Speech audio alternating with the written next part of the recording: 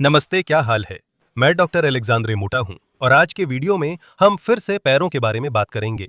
उस जलन के बारे में, उस असहज दर्द के बारे में जो पैर के तलवे में होता है। एक सरल और व्यवहारिक तरीका है जिससे हम उस नस को बेहतर बना सकते हैं जो पैर के तलवे की संवेदना दिमाग तक पहुंचाती है।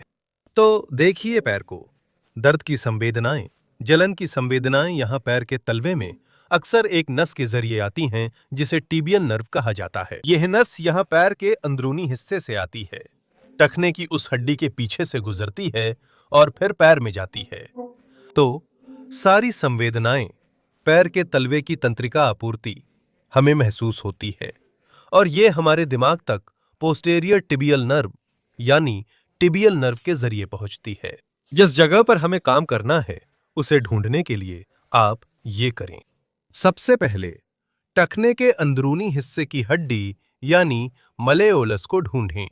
ठीक है, कुछ लोगों में इसे पहचानना बहुत आसान होता है और कुछ लोगों में इतना आसान नहीं होता। लेकिन जब आप छूना टटोलना शुरू करेंगे तो आपको जल्दी ही महसूस होगा कि वहां हड्डी का उभरा हुआ गोल सा हिस्सा है और फिर इस हिस्से में यह मेडियल मेलियोलस है। दूसरा संदर्भ बिंदु जो हम इस्तेमाल करेंगे वह एड़ी है, जिसे देखना और महसूस करना आसान है।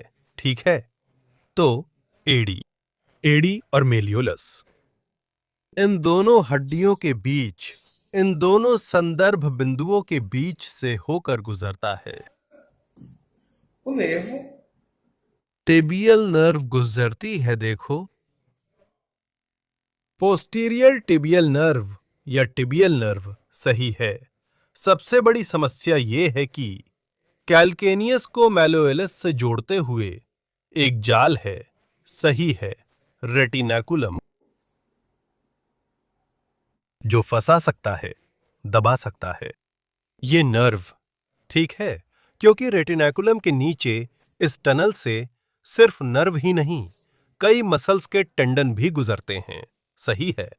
और वो संरचना जिसे हम मुक्त करेंगे, जिसे हम बेहतर करेंगे, वो ठीक रेटिनाकुलम है। और इसी तरह हम टिबियल नर्व के इस क्षेत्र से गुजरने को बेहतर बनाते हैं। आप 3 उंगलियों से क्या करेंगे?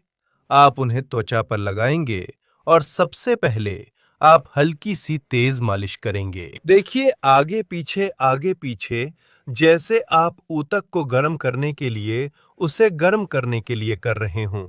ठीक है, फिर दूसरी दिशा में एड़ी की हड्डी से मल्लियोलस की ओर, और अंत में आप ऐसा करेंगे।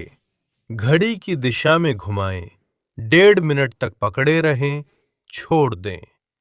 फिर घड़ी की विपरीत दिशा में घुमाएं और 1.5 मिनट तक पकड़े रहें। ध्यान दें कि मेरा हाथ त्वचा पर नहीं फिसल रहा है।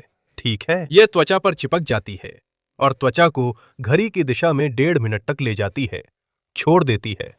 फिर त्वचा पर चिपक जाती है, त्वचा को घड़ी की दिशा में 1.5 मिनट तक ले जाती है। एक और बात जो यहां बहुत मदद कर सकती है वो है हमारा सुधार करना, एड़ी की गति।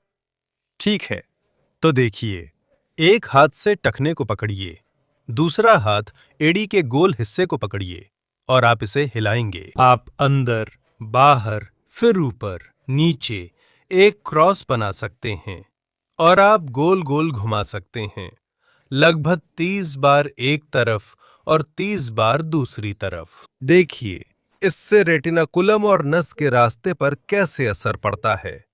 और ये बाहर से हो रहा है, ठीक है। सोचिए अंदर कितना ज्यादा मूवमेंट होता है। डायरेक्ट रिलीज और एडी की मूवमेंट सुधारने के बाद बताएं कि दर्द में राहत मिली या नहीं। अगर आपके पैर में जलन हो तो बताएं।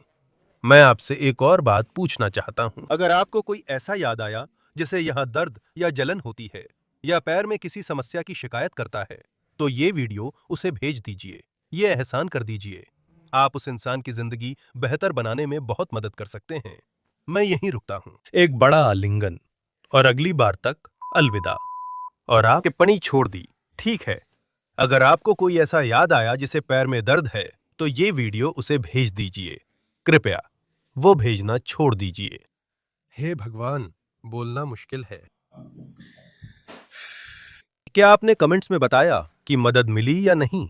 बताइए, मैं इंतजार कर रहा हूं।